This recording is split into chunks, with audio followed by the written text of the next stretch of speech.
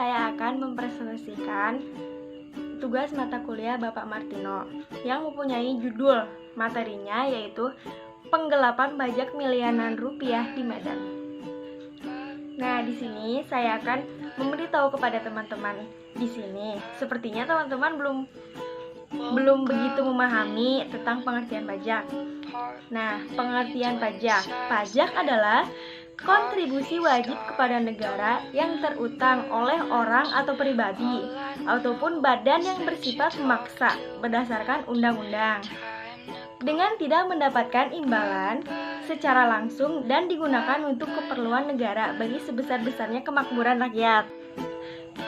Nah, di sini tuh kita sebagai warga negara Indonesia yang menaati peraturan undang-undang yang telah ditetapkan oleh pemerintah perlu membayar pajak, entah itu membayar pajak penghasilan, membayar pajak rumah, membayar pajak membangun perusahaan. Banyak sekali contoh-contoh pajak. Contoh kecilnya, kita mempunyai rumah, kita pun perlu membayar pajak kepada pemerintah. Ataupun kita membangun perusahaan, kita pun perlu membayar pajak kepada pemerintah. Jadi, bayarlah pajak dengan tempo atau waktu yang telah ditentukan, sepertinya 1 tahun sekali, mempunyai jeda waktunya seperti apa gitu.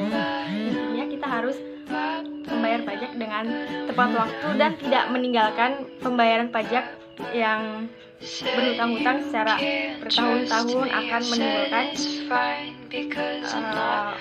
pajak yang begitu besar. Di sini pun saya akan menjelaskan kepada teman-teman di sini contoh pajak. Yang pertama, pajak penghasilan yang bisa disebut dengan PPh. Kalau misalnya kita kerja, kita mempunyai penghasilan entah itu UMR, UMK ataupun berapa itu hasil kita kerja, kita pun perlu membayar pajak. Yang kedua, pajak pertambahan nilai atau bisa disebut dengan PPN. Yang ketiga, pajak penjualan atas barang mewah bisa disebut PPNBM. Yang keempat, pajak bumi dan bangunan bisa disebut PBB. Nah, yang tadi saya sudah jelaskan di awal, pajak rumah, nah bisa disebut dengan pajak bangunan, termasuk ke dalam pajak bumi dan bangunan. Jadi, kita perlu membayar pajak yang telah ditetapkan oleh pemerintah seperti itu. Di sini saya akan membahas kasus pajak yang terjadi pada tahun 2017, yaitu kasus dugaan penggelapan pajak senilai 450 miliar oleh H. Sebut saja H. Pengusaha pabrik kelapa sawit bisa disebut PKS dan eksportir CVU dari PT AS diduga melibatkan komplotan pelaku bisnis di Sumatera Utara. Anggota komplotan tersebut masih diburu aparat. Penegak hukum di lingkungan yang terkait menurut sumber di internal kantor pajak, secara hukum pajak, pelacakan terhadap komplotan yang diduga diotaki H melibatkan Kanwil Dijen Pajak Sumatera Utara 1 dan 2. Sebab, secara hukum lokasi pabrik PT AS berada di Serdang Bedagai yang masuk di wilayah kerja Kanwil Dijen Pajak Sumut 2. Sedangkan dari sisi kewajiban pajak orang pribadi menjadi urusan Kanwil Dijen Pajak Sumut 1 Medan karena H tinggal di kota Medan. Pihak Kanwil Dijen Pajak Sumatera Utara 1 menolak menjelaskan kasus penangkapan H oleh Badan Intelijen Negara atau bisa disebut oleh BIN yang kini sudah ditahan di Mapolda Sumatera Utara.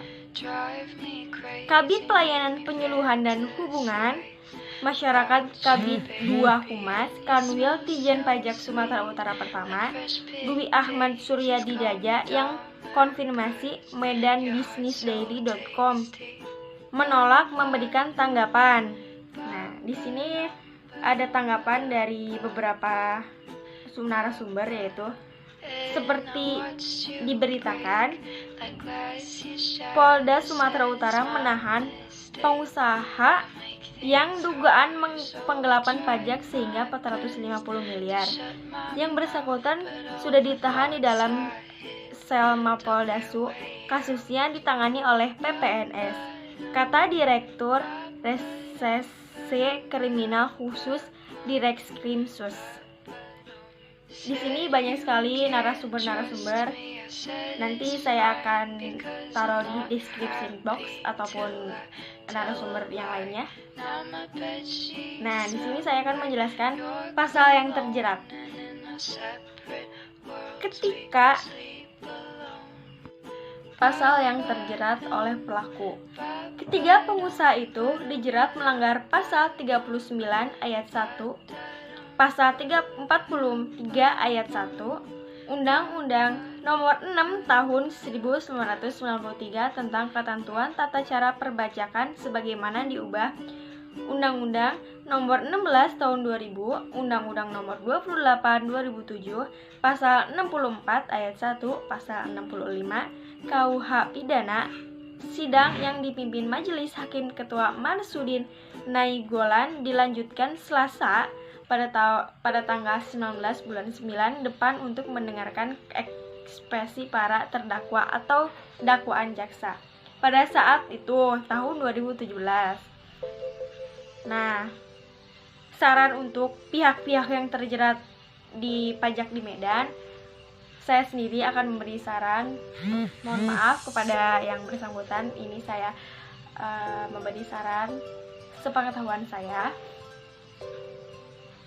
Harusnya tuh sarannya menurut hukum positif ialah suatu perbuatan di mana lembaga, badan atau perusahaan meniadakan atau tidak melakukan hal-hal yang dapat dikenakan pajak. Biasanya penggelapan pajak ini dilakukan untuk menekan atau mengurangi biaya konsumsi terhadap barang yang dikenakan pajak. Adapun menurut hukum Islam, yaitu penggelapan uang negara atau lebih dikenal dengan istilah al-qubul, yakni harta rampasan perang atau menyembunyikan bagaimana sebelumnya menyampaikan ke tempat pembagian.